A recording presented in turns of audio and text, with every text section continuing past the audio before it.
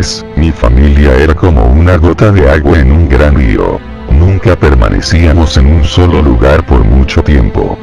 Nos mudamos a Rhode Island cuando tenía 8 años, y permanecimos ahí hasta que fui a la universidad en Colorado Springs. La mayoría de mis memorias son de cuando vivía en Rhode Island, pero hay fragmentos en mi mente de los muchos hogares en los que habité, cuando era mucho más joven. La mayoría de estas memorias son poco claras y sin sentido. Como el perseguir a otro niño en el patio de una casa en Carolina del Norte, intentar construir una balsa detrás de un departamento en el que viví en Pensilvania, y cosas como esas. Pero hay un puñado de memorias que permanecen tan claras como el vidrio, como si hubiesen ocurrido ayer. Vivíamos en una casa en las afueras de la bulliciosa ciudad de New Vineyard, Maine. Era una casa grande, en especial para una familia de 3. Había una serie de cuartos que estaban totalmente desocupados, a los cuales no entré durante el tiempo en el que viví en esa casa. Supongo que era un desperdicio de espacio, pero era lo único que pudo rentar mi papá que le quedara cerca de su trabajo. Recuerdo que, en el día después de mi cumpleaños, tuve una fiebre tremenda. El doctor dijo que tenía mononucleosis, lo que, para mí, significaba más fiebre y no poder salir a jugar por al menos 3 semanas. Era un momento terrible para estar atado a la cama. Estábamos empacando para mudarnos a Pensilvania, y la mayoría de mis cosas ya estaban dentro de cajas, dejando mi cuarto casi vacío. Mi mamá me traía agua mineral y libros varias veces al día, los cuales servían como único entretenimiento durante estas semanas. No recuerdo exactamente cómo conocí al señor Bocón. Creo que fue una semana después de que me diagnosticaron la mononucleosis.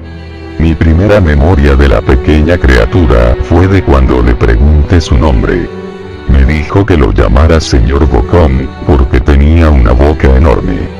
De hecho, ahora que lo pienso, todo en su cara era enorme en comparación a su cuerpo, su cabeza, sus ojos, sus arrugadas orejas.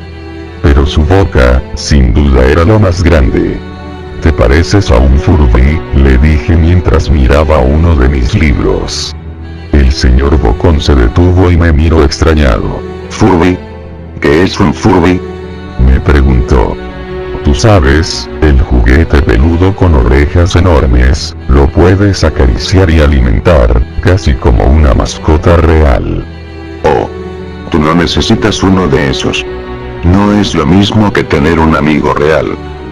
Recuerdo que el señor Bocón se desaparecía cada vez que mi mamá iba a mi cuarto a revisarme. Se ocultaba bajo mi cama y me decía: «No quiero que tus papás me vean, tengo miedo de que ya no nos dejen jugar juntos». No hicimos mucho durante los primeros días.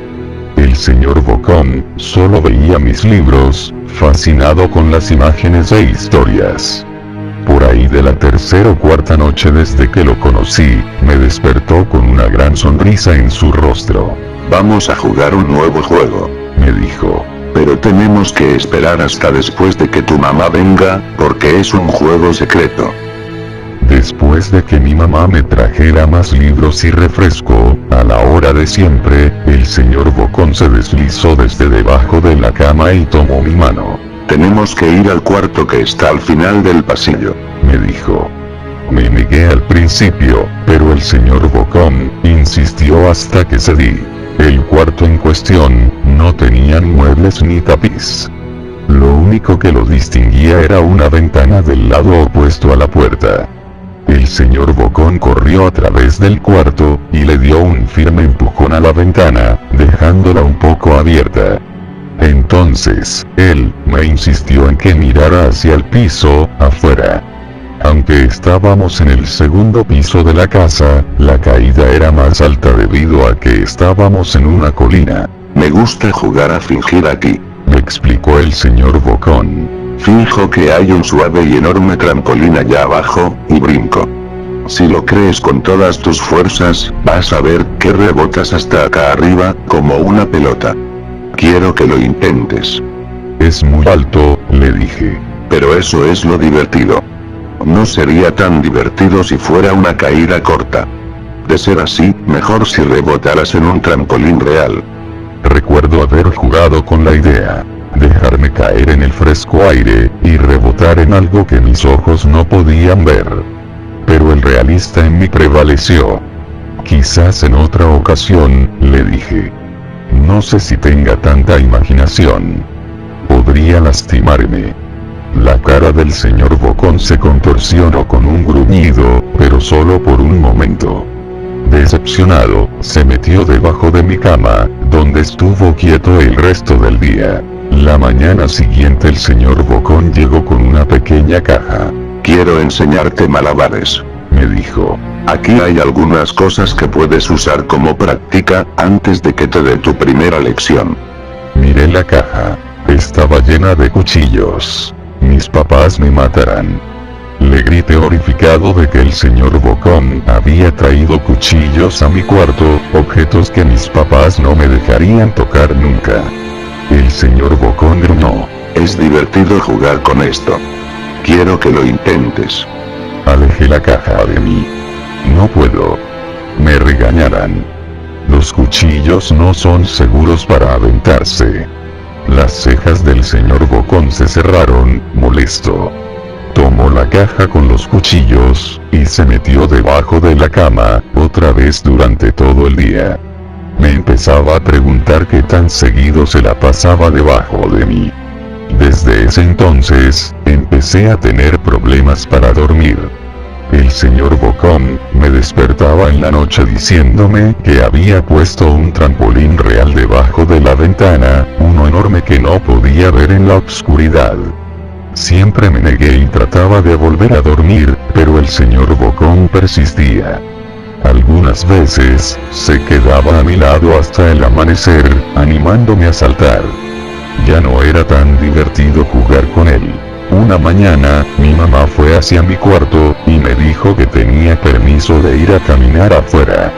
Pensaba que el aire fresco sería bueno para mí, especialmente después de estar confinado a mi cuarto por tanto tiempo. Con emoción, corrí hacia el patio, esperando poder sentir el sol en mi cara. El señor Bocón me estaba esperando. Hay algo que quiero que veas, me dijo. Debí darle una mirada fea, porque entonces me dijo. ¿Es seguro? No pasa nada, te lo prometo. Lo seguí hasta un viejo camino que corría a través de los bosques detrás de mi casa. Este es un camino importante, me explicó. Tengo muchísimos amiguitos de tu edad. Cuando estuvieron listos, los llevé por este camino. A un lugar especial. Todavía no estás listo, pero algún día, espero, lo estarás. Regresé a mi casa preguntándome, ¿qué tipo de lugar existía más allá de aquel camino? Aproximadamente 2 semanas después de conocer al señor Bocón, empacaron la última carga de cajas en el camión de mudanzas. Me senté adelante con mi papá, en un largo recorrido hacia Pensilvania. Había considerado en decirle al señor Bocón que me iba, pero aún teniendo 5 años, sospechaba mucho de las intenciones de la criatura, a pesar de lo que me decía. Fue por esta razón que decidí no mencionar nada de mi mudanza. Eran las 4 de la mañana cuando mi papá y yo estábamos en el camión. Mi papá esperaba llegar a Pensilvania para la hora de la comida al día siguiente, con ayuda de una larga dotación de café y bebidas energéticas. Recuerdo que se parecía más a un tipo que estaba a punto de correr una maratón, que un tipo que se la pasaría sentado por un par de días. Muy temprano para ti, ¿verdad?, me dijo mi papá. Afirmé con mi cabeza, mientras la ponía en la ventana, esperando dormir un poco antes de que saliera el sol. Sentí la mano de mi papá en mi hombro. Esta será la última mudanza, lo prometo. Sé que es difícil para ti, especialmente estando con esa enfermedad. Una vez que obtenga mi promoción, podremos quedarnos en un solo lugar, y hacer amigos. Cuando el camión comenzó a moverse, vi la silueta del señor Bocón en la ventana de mi cuarto. Parado, inmóvil, se despidió lastimosamente con su mano. No me despedí. Años después, regresé a New Vineyard. El terreno donde se encontraba mi casa estaba vacío, a excepción de los cimientos. Resulta que la casa se quemó algunos años después de que yo y mi familia nos fuimos. Por curiosidad, busqué el camino que el señor Bocón me enseñó, y al encontrarlo, decidí seguirlo. Una parte de mí esperaba que el señor Bocón saltara sobre mí de repente, y me espantara dándome un infarto, pero tenía la sensación de que el señor Bocón ya no se encontraba en ese lugar, como si de alguna manera él estuviese atado a la casa que ya no existe. El camino llevaba a uno de los cementerios de New Vineyard.